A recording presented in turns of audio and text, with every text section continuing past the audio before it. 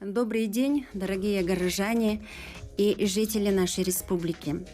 Общественное движение «Трезвая Якутия» продолжает цикл уроков трезвости по методу советского ученого Геннадия Андреевича Шичко. И сегодня второе занятие, посвященное теме «Паспорт вещества, алкоголь», проведу я, Савина Анастасия Дмитриевна, кандидат медицинских наук, врач-диетолог Республиканского центра общественного здоровья и медицинской профилактики, общественный лектор, член общественного движения «Трезвая Якутия». И с нами сегодня работают Мария Новгородова и Михаил Эверстов. Пожалуйста, второй слайд.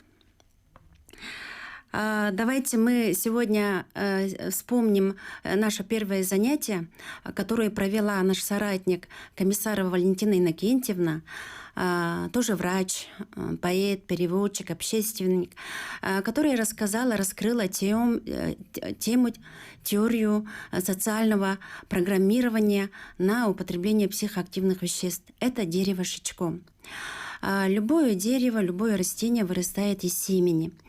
И в нашем случае семя – это ложные убеждения, ложная настроенность на проалкогольное, протабачное, на любую зависимость, которые возникают в очень раннем возрасте и способствуют тому социальное окружение ребенка, родители, среда, в которой он растет, средства массовой информации, какие-то общественные мнения и другие факторы. И вот эти убеждения семя дает ростки, начинает развиваться мощная корневая система, появляется программа на употребление психоактивных веществ, программа, которая включает алгоритм действий в определенной ситуации, с кем пить, когда пить, сколько, что, по какому поводу и так далее.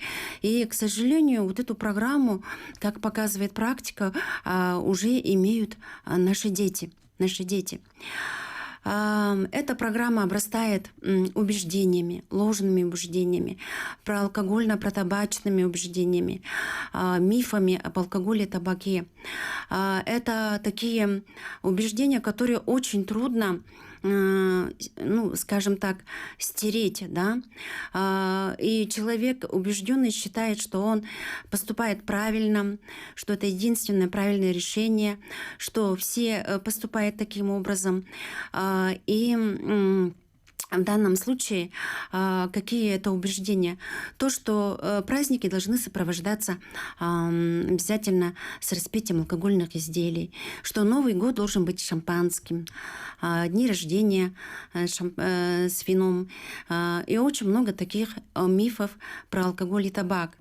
А ствол дерева – это уже самоотравление. Это уже когда человек начинает употреблять, вырастает ствол, от него уходят ветви, формируется привычка, потому что частое употребление приводит к условному рефлексу, вырабатыванию вот этой вредной привычки.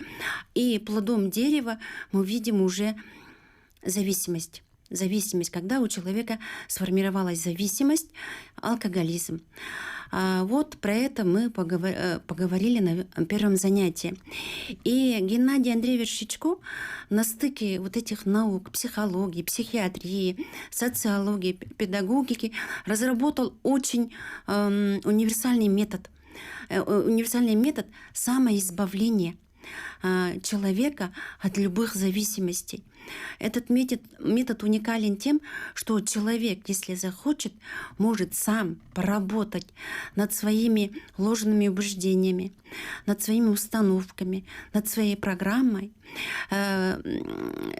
принимая новую информацию, правдивую информацию о вреде наркотиков, алкоголя, табака, он может сам вернуть, восстановить свою трезвость. Об этом мы поговорили на первом занятии. И Валентина Иннокентьевна дала вам домашнее задание несколько вопросов. Давайте проверим. Некоторые из вас, наверное, уже начали вести такой конспект наших занятий. Занятия наши будут проводиться каждую среду. В это время, в течение нескольких месяцев. Или же кто-то ответил для себя устно. Почему человек употребляет алкоголь? Это был такой первый вопрос, и надо было выбрать правильный ответ. Здесь правильных ответов будет несколько. Действительно, кто-то употребляет алкоголь по праздникам, ну, потому что так принято, такая традиция, да, такая культура есть в кавычках у нашего народа. Кто-то употребляет алкоголь с горя, чтобы справиться с горем, потому что не умеет по-другому снимать напряжение. Кто-то употребляет алкоголь для того, чтобы расслабиться. Тоже этот человек, скорее всего, не владеет технологией расслабления и отдыха. Но вряд ли вы ответили, что алкоголь люди принимают для здоровья, для укрепления, сохранения здоровья. Это, конечно, неправильный ответ. И в течение вот этого урока и последующих уроков мы как раз будем развенчивать этот миф. А для чего это они делают? Почему люди употребляют алкоголь? И вы, наверное, уже из первого урока поняли, что люди это делают, потому что они запрограммированы на употребление психоактивных веществ, что у них уже сформированы вот эти проалкогольно-протабачные убеждения. И как нужно поступать в этой ситуации? Надо ли на праздниках, когда горе, когда необходимо расслабиться, принимать вот это алкогольное изделие? На самом деле нет. Есть всегда выбор. Другими методами, другим путем отметить праздник без алкоголя, допустим, снять напряжение после напряженного дня, после стресса. Есть очень много других психологических технологий. Пожалуйста, второй слайд.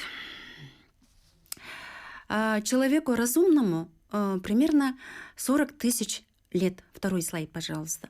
40 тысяч лет. Это наш возраст. И стаж употребления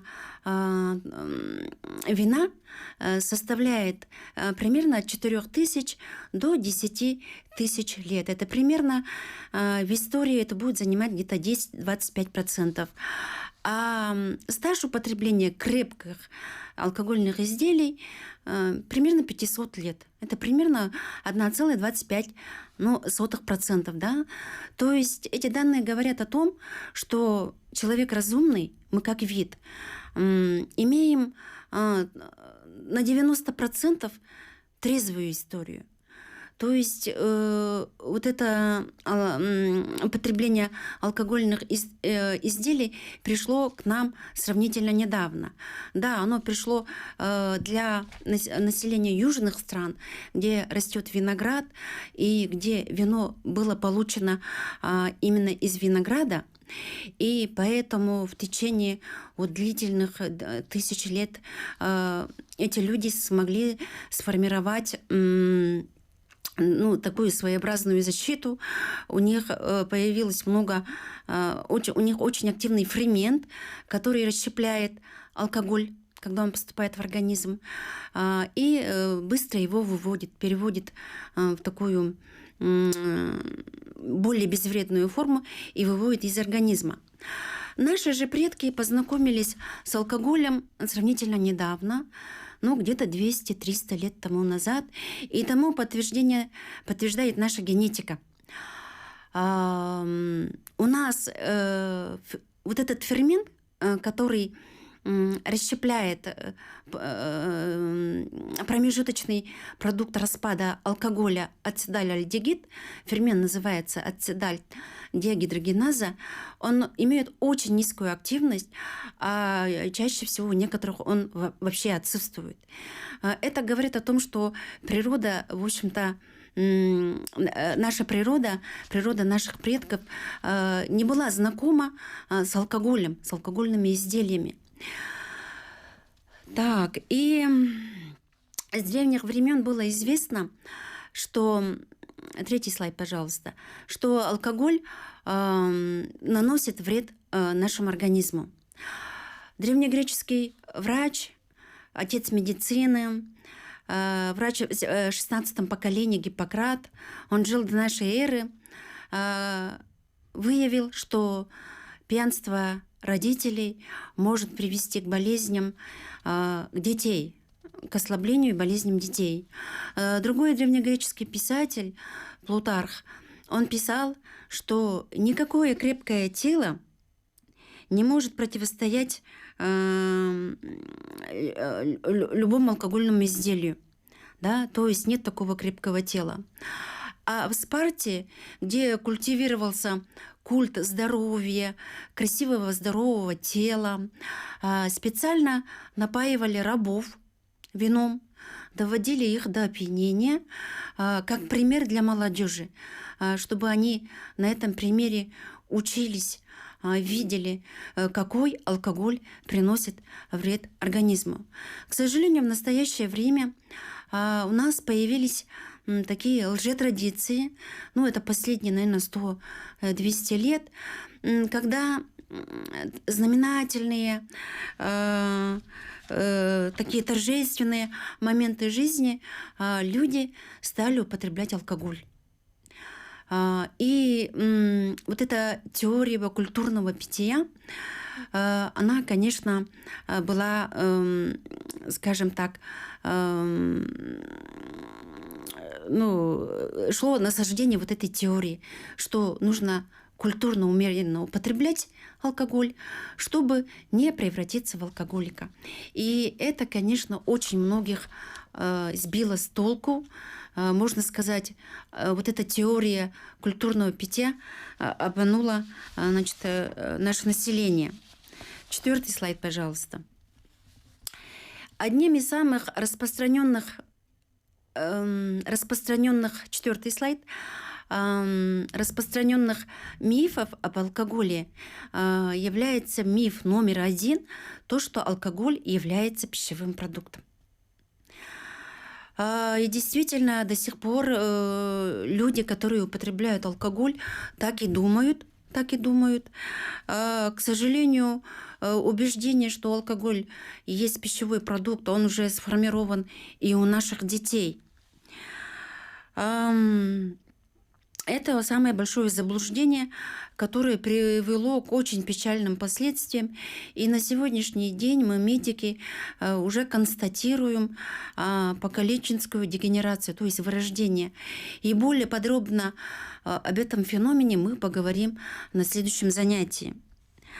В народном обиходе существует тоже очень много мифов, связанных с алкоголем, абсурдных мифов, таких как алкоголь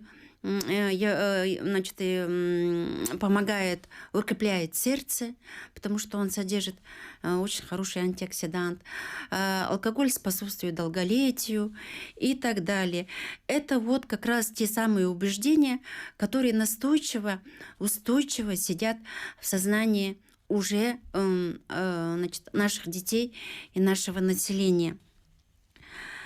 В 1888 году известный русский швейцарский врач-гигиенист Федор Федорович Эрисман дал обоснование на собственном опыте, научных исследованиях, обосновал вывод о том, что алкоголь не имеет никакой пищевой ценности, и что он является ядовитым наркотиком и очень токсичен даже в разведенном виде. Следовательно, даже малые дозы алкоголя могут вызывать очень большие такие побочные негативные последствия для нашего организма и вызывать многие заболевания. В период 1885 года по 1919 год в России проводились Пироговские съезды. Всего их было проведено 17, и в 2 съездах из них в 1913 году эти съезды были посвящены именно проблеме алкоголизации населения. И в 2013 году Пироговский съезд врачей, ученых того времени, сказал, что алкоголь не пищевой продукт.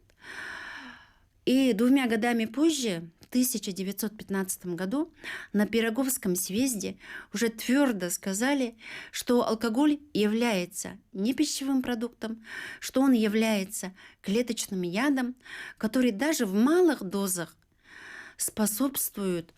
вредит организму и вызывает зависимость. Таким образом, передовые русские врачи, используя научные данные и собственный клинический опыт, наблюдения, показали, что алкоголь не только бесполезен как продукт питания, а вообще он не является продуктом питания, а опасный клеточный яд. Так, слайд 5, пожалуйста. Давайте мы разберем свойства пищевого продукта. Соответствует ли алкогольная продукция свойствам пищевого продукта? Пищевые продукты содержат питательные вещества, такие как белки, жиры, углеводы, которые идут на получение энергии и служат строительным материалом для роста и развития организма.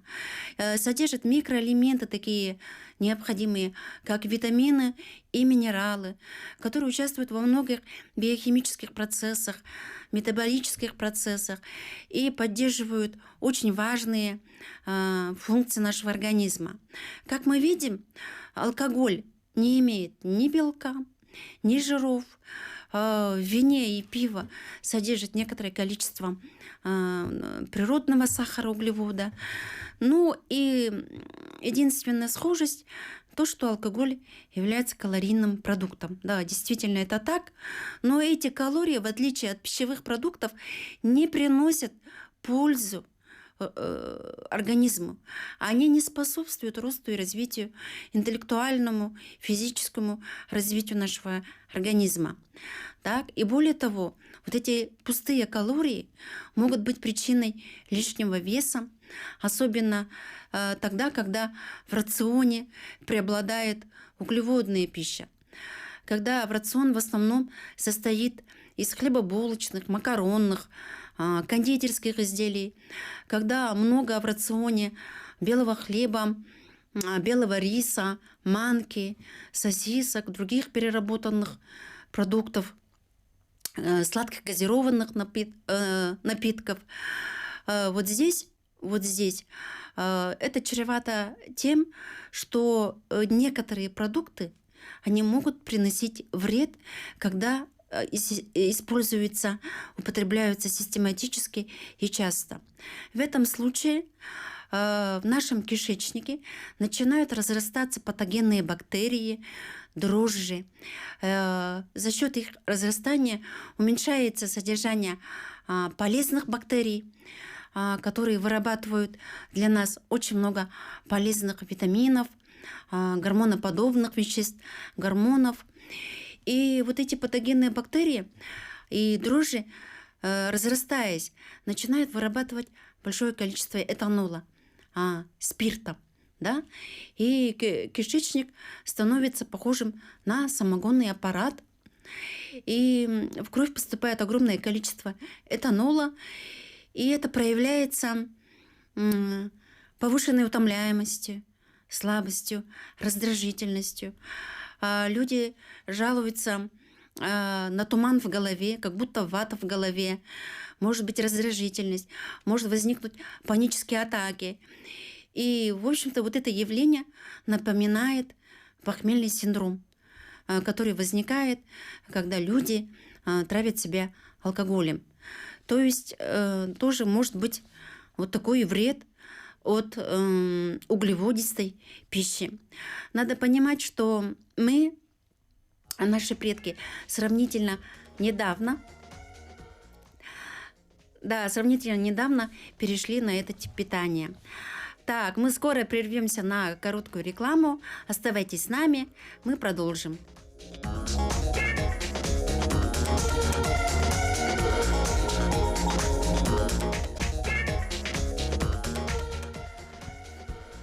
На каждом шагу в продуктовых магазинах мы видим уловки производителей алкоголя.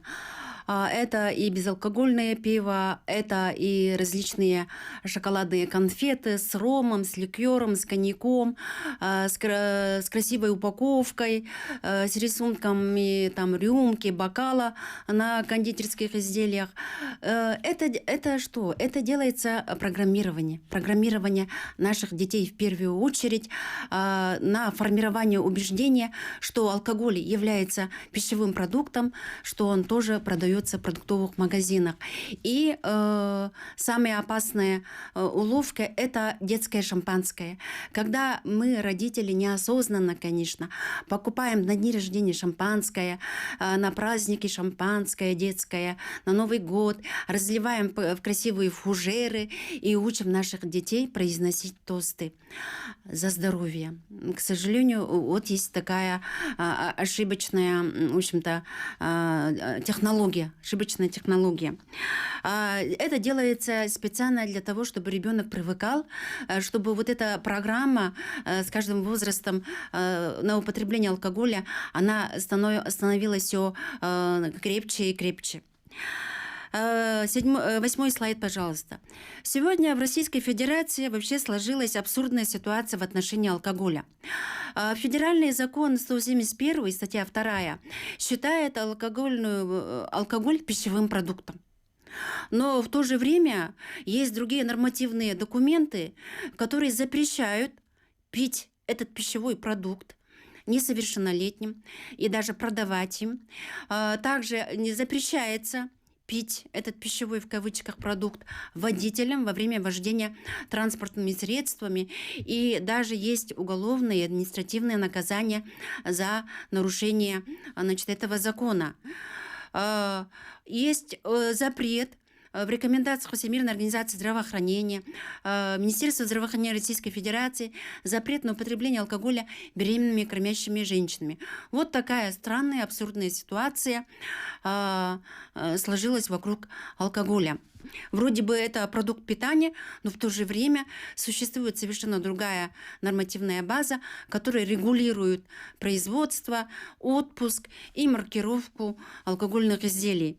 Вот какой-то очень интересный, странный продукт. 9 слайд, пожалуйста. Наука о ядах, токсикология говорит, что алкоголь – это химическое вещество, которое при употреблении внутрь оказывает очень такое токсическое воздействие на все и органы системы человека.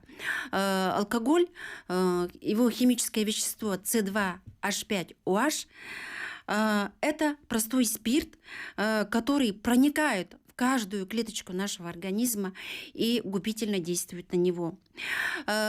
Учеными давно уже изучены эффекты алкоголя. Это краткосрочный эффект, который приводит к параличу, к торможению высшей нервной деятельности.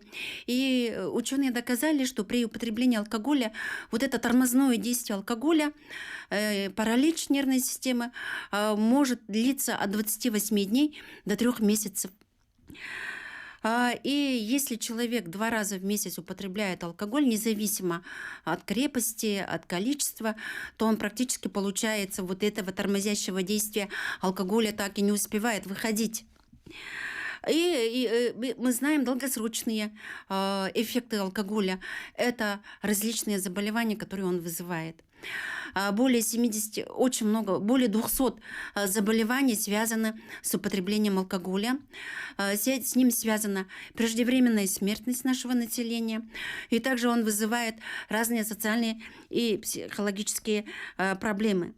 Таким образом, пищевые продукты, алкоголь имеют совершенно различные свойства.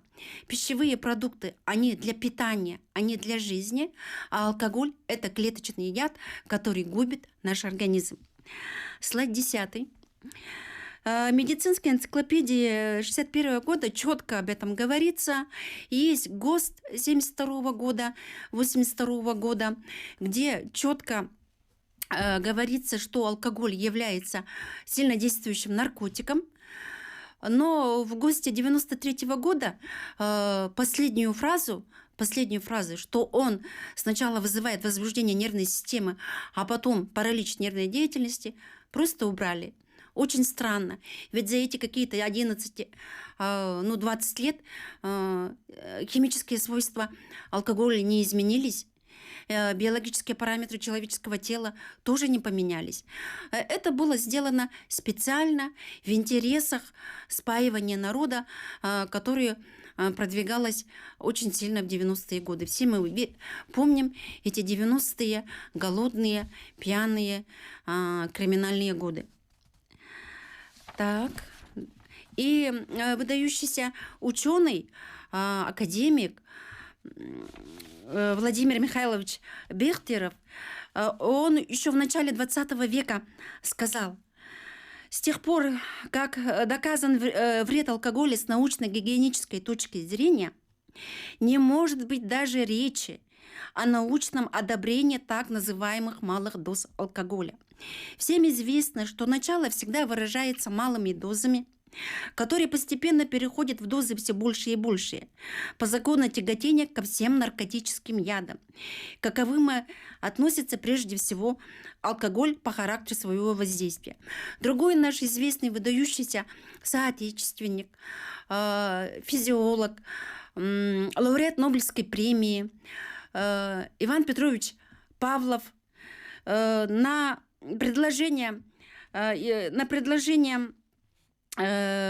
изучить полезность малых доз алкоголя отказал и осудил.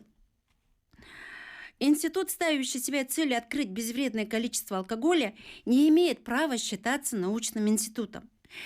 И в наше время, 11 слайд, пожалуйста. И в наше время, в 2010 году, британский ученый Дэвид Натт и его коллеги дали сравнительную оценку вреда 20 наиболее распространенных наркотиков, среди которых попали алкоголь и табак.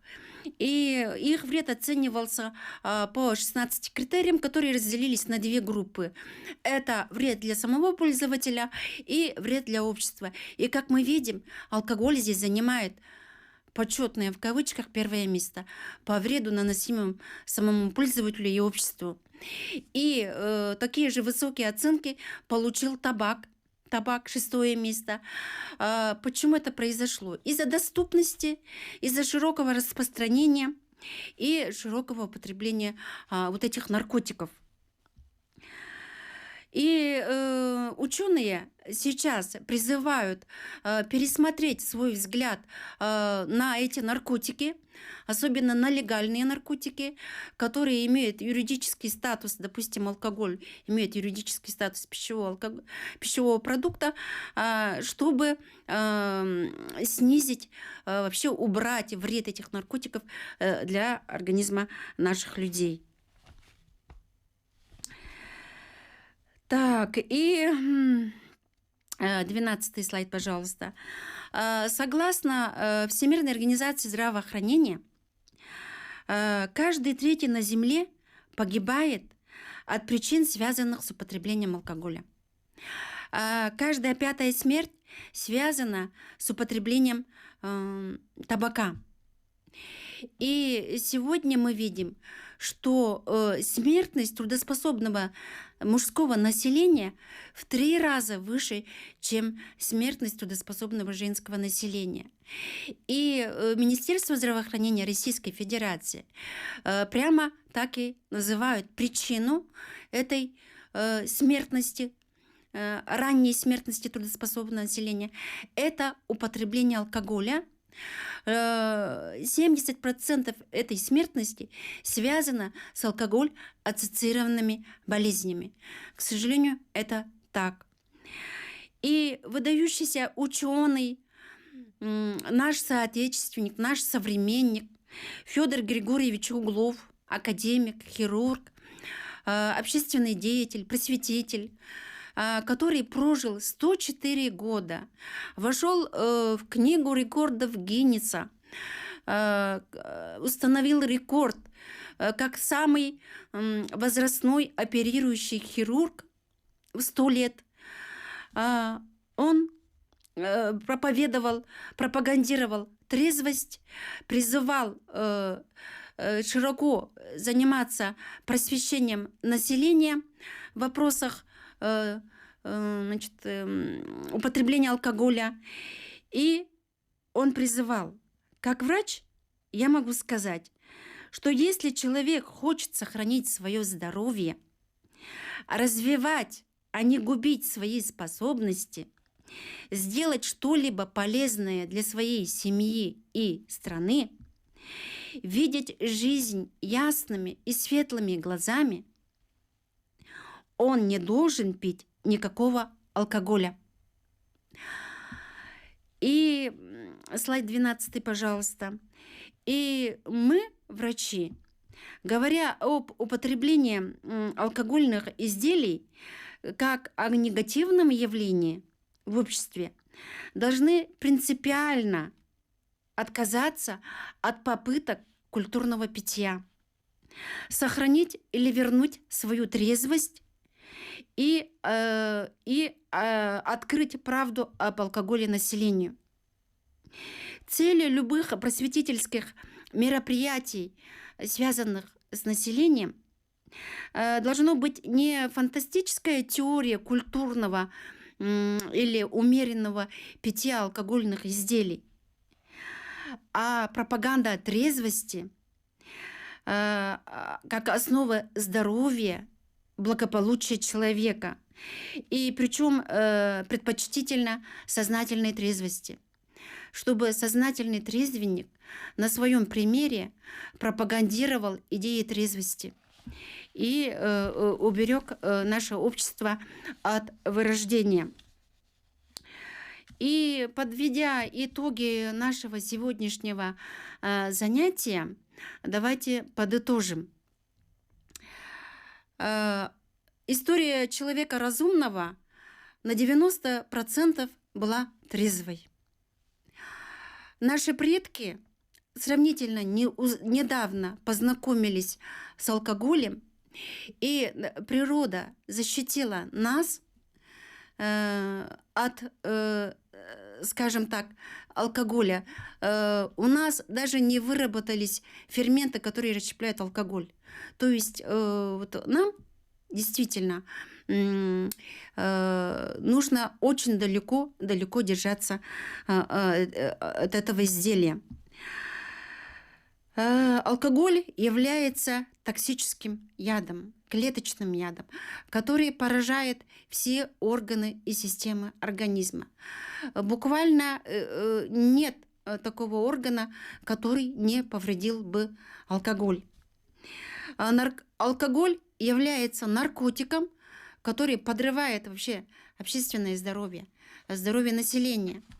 И потребление этого наркотика приводит к вырождению народа. И четвертый вывод, который мы вынесем: безопасной дозы алкоголя нет. И сегодня домашним заданием будет к нашему уроку ответить на вопрос. Во время любого застолья практически всегда поднимается тост, поднимается алкогольное изделие любой раствор, и поднимается тост за здоровье населения, за здоровье, за счастье, за благополучие. Так ли это? Действительно ли мы, употребляя алкоголь внутрь, получаем, укрепляем, сохраняем свое здоровье? И почему мы это делаем? Почему мы продолжаем употреблять алкоголь? Пожалуйста, ответьте на эти вопросы письменно или устно. И, как уже Валентина Иннокентьевна говорила, желательно вести вот такие краткие конспекты наших уроков, потому что то, что мы пишем, это лучше закрепляется в нашем сознании, в нашем подсознании, больше дольше сохраняется, и это помогает менять наши убеждения с проалкогольных на трезвенные убеждения.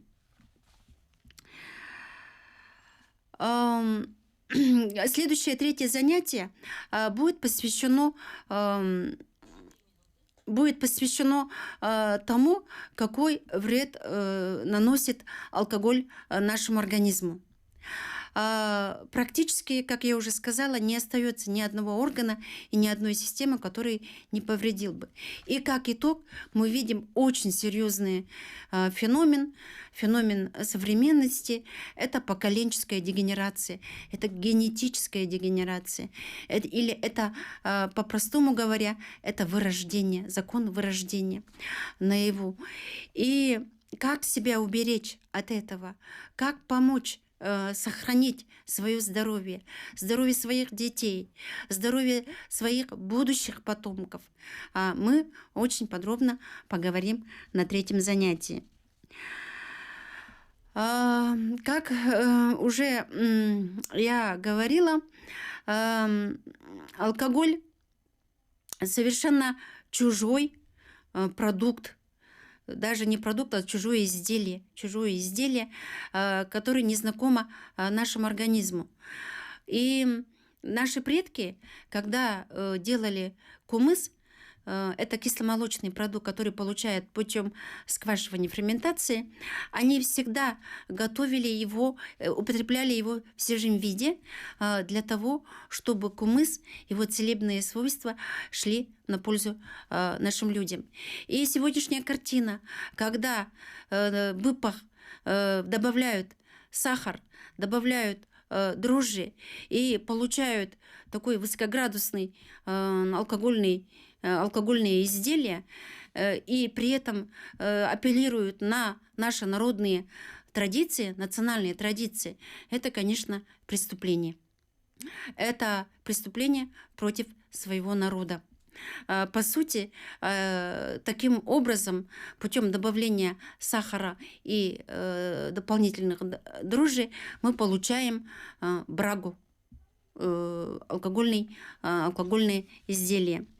И поэтому каждый сознательный человек должен взять ответственность за свое здоровье в свои руки и проводить правильную агитацию, пропаганду среди своей семьи, среди своих близких и друзей, пропагандировать трезвый, здоровый образ жизни на собственном примере. И к концу я хочу пожелать всем вам здоровья, берегите себя и спасибо за внимание.